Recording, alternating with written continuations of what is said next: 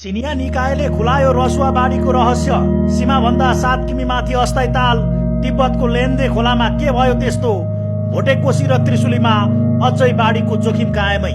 रसुवाको सिंहवर्ती क्षेत्र भोटेकोशी नदीमा आएको प्रलयङ्कारी बाढी हिमताल विस्फोटका कारण नभई हिमपहिरो झरेर खोला थुनिएपछि 81 फुटेर आएको पुष्टि भएको छ।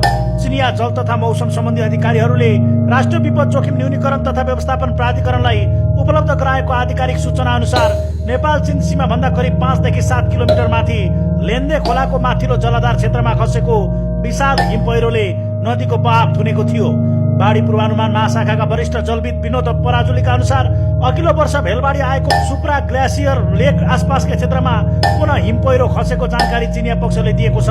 हिमपहिरोले नदी थुनिएर बनेको अस्थायी ताल अचानक फुट्दा तल्लो तटीय क्षेत्रमा ठूलो परिमाणमा लेदो सहितको बाढी सोचिएको हो।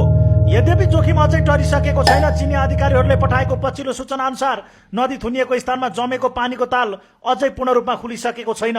हिमपहिरोको ठूलो भाग नदीमै रोकिएर बसेकाले जुनसुकै क्षण पुनः फुटेर भोटेकोशी र त्रिशुली नदीमा दोस्रो पटक भीषण बाढी आउन सक्ने खतरा कायमै रहेको छ। विपद व्यवस्थापन प्राधिकरण र बाढी पूर्वानुमान महाशाखाले संयुक्त रूपमा चेतावनी जारी गर्दै रसुवा, नुवाकोट, धादिङ, गोर्खा र चितवन जिल्लाका तटीय क्षेत्रका बासिन्दाहरूलाई अर्को आधिकारिक सूचना जारी नभएसम्म नदी किनारबाट टाढा सुरक्षित स्थानमै बस्न आग्रह गरेका छन्। हाल नेपाल प्रहरी, सशस्त्र प्रहरी र स्थानीय प्रशासनले तटीय क्षेत्रमा माइकिङ गर्दै मानिसहरूलाई सुरक्षित स्थानतर्फ सारिरहेका छन् भने काठमाडौँबाट जाने सवारी साधनहरूलाई जोखिमयुक्त सडक खण्डमा प्रवेश गर्न रोक लगाइएको छ। सरकारले उद्धारका लागि हेलिकप्टर सहित सुरक्षा संयन्त्रलाई उच्च सतर्क हाई अलर्ट अवस्थामा राखेको छ।